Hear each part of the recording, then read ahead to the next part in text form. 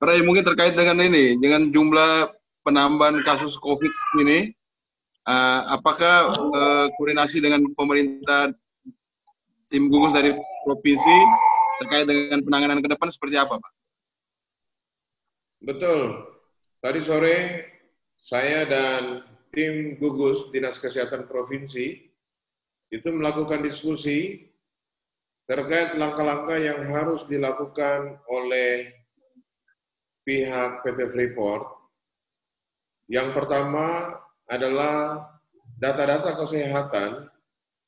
Ini sudah sangat jelas peningkatan kasus sangat bermakna. Kondisi hari ini dengan bertambahnya 9 kasus, maka posisi kasus di Tembagapura ini sudah jauh lebih tinggi daripada kasus di Kabupaten Mimika, di wilayah kota Timika. Padahal kalau kita bandingkan menurut jumlah penduduk, jika kalau hari ini rata-rata kalau para karyawan di wilayah PT Freeport itu sebanyak lebih kurang 10 sampai 15 ribu, jika dibandingkan dengan penduduk di distrik Mimika baru lebih kurang 166.000, maka sebenarnya jumlah kasus COVID-19 ini Tembagapura sangat tinggi. Oleh karena itu, kami sepakat untuk pada video conference besok, pesan dari Papua, yaitu untuk melakukan rapid test secara massal. Yang kedua, sudah seharusnya menghentikan beberapa aktivitas di wilayah Tembagapura. Dan yang ketiga, sejumlah karyawan yang sehat ataupun mungkin yang dinyatakan sebagai OTG, ODP itu bisa diisolasi secara terpisah di wilayah-wilayah yang berbeda. Misalnya diturunkan di 38 ataupun di Timika.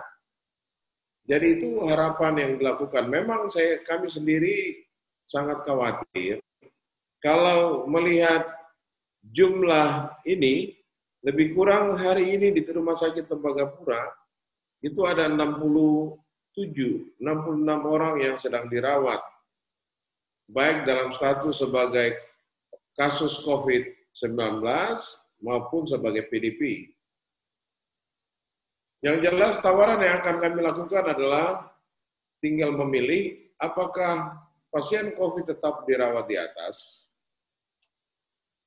termasuk ODP, OTG, dan PDP, dan orang sehat yang diturunkan, ataukah sebaliknya, orang sehat yang tetap dipertahankan di wilayah Tembagapura, dan sejumlah, terutama OTG, ODP yang diturunkan di Timika untuk kemudian ditangani secara bersama-sama. Sudah pasti terkait dengan jumlah tempat tidur, kami pikir tempat tidur tidak akan pernah cukup. Karena Rumah Sakit Tembagapura adalah rumah sakit pertama, dengan jumlah fasilitas tempat tidur sangat terbatas, tenaga pun terbatas. Sedangkan hampir setiap hari ada penambahan PDP, dan dalam rata-rata setiap minggunya ada dari PDP tersebut dinyatakan sebagai pasien COVID-19. Ini akan berpengaruh penting terhadap meningkatnya angka kematian bagi pasien COVID-19. Kemudian akan meningkatkan penyebaran secara masif, kecepatan penyebaran COVID-19 kepada para karyawan. Data-data kesehatan inilah yang kami pikir harus menjadi perhatian serius. Namun kami yakin dan kami percaya dalam diskusi kami dengan pihak atau representasi dari PT Freeport Indonesia yang juga merupakan gugus tugas, komunikasi sangat intensif sehingga sepertinya akan ada titik temu. Nah, titik temu seperti apa? nanti besok kita akan mendengar dan kami akan menyampaikan kepada masyarakat Mimika melalui tim pers ini bagaimana kesepakatan antara pemerintah Kabupaten Mimika dengan pihak PT Freeport Indonesia. Kami pikir itu. Pak Rey, mungkin terkait dengan penghentian sejumlah aktivitas di Freeport itu seperti apa, Pak? Ya, kami tidak tahu mana yang harus diprioritaskan. Artinya, jika kalau memang operasi tambang harus tetap jalan dan seluruh administrasinya harus tetap jalan, ya pilihannya bukan ada pada pemerintah. Pemerintah hanya pasti akan memperhatikan secara serius terjadinya percepatan penyebaran virus ini di para karyawan. Dan kami pikir jika memang ada keputusan yang harus diambil, maka mestinya sebabnya itu yang harus diselesaikan. Kalau memang sebabnya misalnya karena persoalan isolasi, maka ini adalah yang persoalan isolasi ini yang harus diselesaikan. Isolasi dalam arti isolasi terhadap PDP, ODP maupun OTG yang disebut sebagai isolasi mandiri, mungkin mereka ada di barak, inilah yang harus penularan yang terlalu cepat oleh karena social distancing tidak bisa dilaksanakan, maka sebab inilah yang harus diselesaikan, yaitu harus melaksanakan social distancing. Jadi untuk upaya pengendalian ini harus kita selesaikan pada sebab. Saya pikir itu. Siap. Terima kasih, Pak Rey. Pak Rey, selamat malam Pak Rey. Ya, Mas Ani. Pak Rey mau tanya beberapa kasus yang sampai terakhir kemarin 10, sekarang 9 dan sebelumnya lagi mungkin ada 3 atau 4 orang lagi. Apakah itu kasus yang hanya berasal dari satu barak saja, dari barak N, atau dari beberapa tempat begitu di atas, Pak Rey? Karena saya dengar di Tembagapura ini katanya sudah ada 3 barak yang ditutup total karena karyawan yang tinggal di barak situ ada yang tertular gitu, Pak Rey. Nah, yang saya tanyakan di kasus yang sekarang sampai sekarang ini tambahan 9 orang ini, apakah dari satu barak saja ataukah sudah dari beberapa barak? Begitu, Pak Rey. Terima kasih. Baik, terima kasih Mas Hani. Saya sendiri tidak bisa melihat ini secara rinci, karena kalau kasus yang dilaporkan ke kami adalah kasus COVID-19 menurut barak. Nah, ini tidak bisa berdiri sendiri. Kami bisa memberikan gambaran secara utuh jika PDP, COVID, OTG, maupun ODP itu pada barak mana saja. Demikian sebaliknya. Tetapi kalau melihat hampir setiap hari ada penambahan kasus, kami pikir wilayah di Tembagapura ini kan sangat terbatas, sangat kecil itu. Kepadatannya kalau kita mau melihat proporsi yang di 68, barak dengan barak, kemudian luas wilayah barak, dan juga jumlah karyawan, maka ini sangat mepet sekali.